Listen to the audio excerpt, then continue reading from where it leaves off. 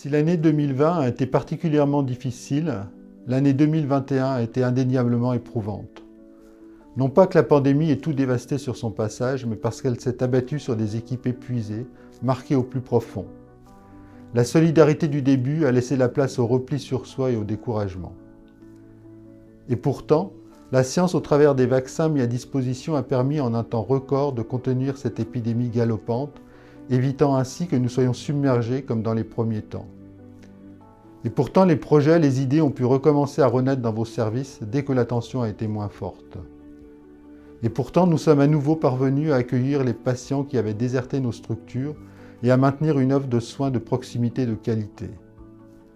Et pourtant, nous avons attiré des nouvelles compétences qui sont venues nous renforcer et qui nous permettront d'étoffer notre offre de soins à l'avenir.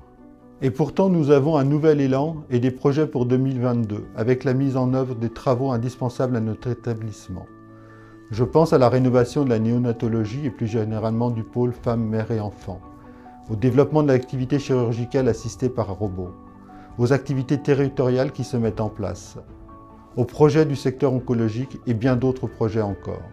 2022 sera aussi l'année de la réécriture de notre projet médical et de soins partagés, ainsi que de la remédicalisation de la gouvernance hospitalière. La traversée de ces 2 années nous a durement éprouvés. Malgré tout, il faut être conscient aussi de tout ce qui a été accompli et qui aujourd'hui nous renforce pour constituer un élan vers nos projets futurs. Au nom des praticiens de l'établissement, de Madame Chauveau-Jouve, ma vice-présidente, et en mon nom, je vous adresse, ainsi qu'à tous vos proches, mes meilleurs vœux pour cette nouvelle année. En 2021, nous avons fait face à la crise et à ses différentes vagues. Nous avons contribué à la réussite des campagnes de vaccination et de dépistage dans l'Aube et dans l'agglomération troyenne, auprès des services de l'État et des collectivités locales. Nous avons accueilli et pris en charge tous les patients qui le nécessitaient, en coopération avec les établissements de santé publics et privés implantés sur le groupement hospitalier de territoire de l'Aube et du Cézanne. Nous avons veillé à limiter la propagation du virus grâce à une mobilisation majeure de l'ensemble des personnels avec le respect des gestes barrières et la vaccination. À tout moment, la communauté hospitalière du centre hospitalier de Troyes, vous avez fait preuve d'un profond engagement pour les patients et les résidents, d'une grande bienveillance, d'une exigence forte de qualité et de sécurité. Vous avez joué un rôle indispensable pour la santé de la population de notre territoire. Je voulais vous en remercier très sincèrement.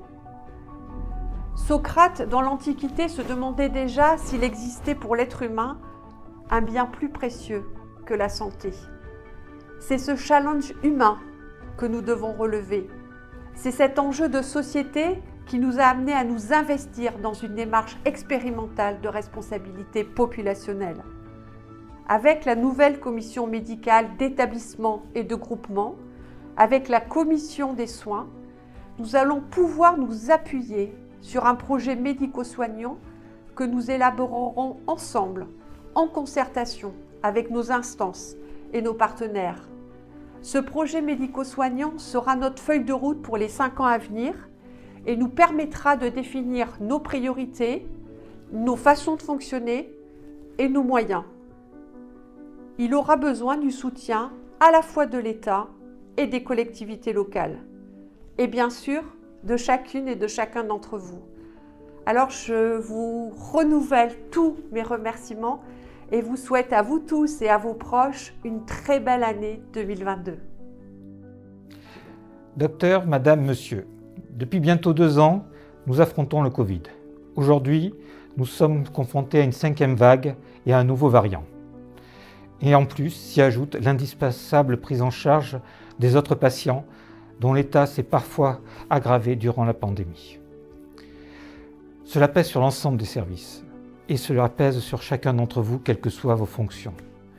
Je sais votre fatigue, je sais le découragement qui vous saisit parfois devant une crise qui semble sans fin.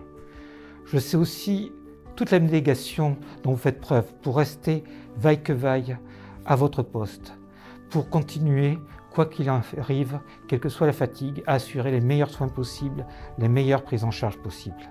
Et je voudrais vous en remercier. Je voudrais vous en remercier au nom des hôpitaux Champagne-Sud, mais surtout au nom de nos patients et de leurs proches.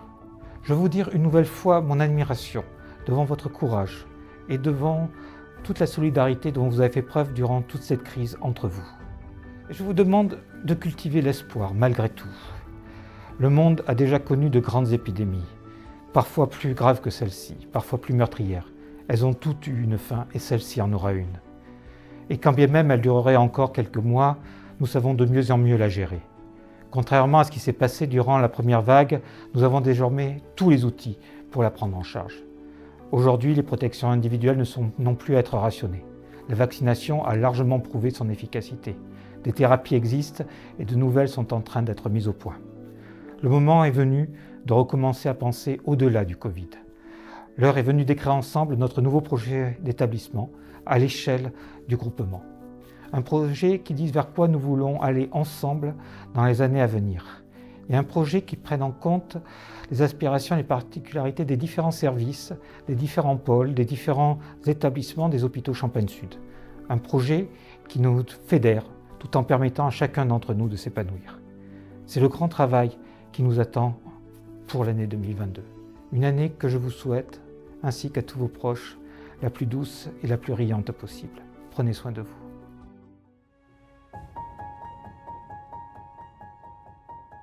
Mesdames et messieurs les professionnels de santé et les agents au service des hôpitaux Sud-Champagne, c'est un très grand honneur pour moi, en ma qualité de président du conseil de surveillance, de vous adresser au nom de ce conseil de surveillance les meilleurs vœux pour l'année 2022.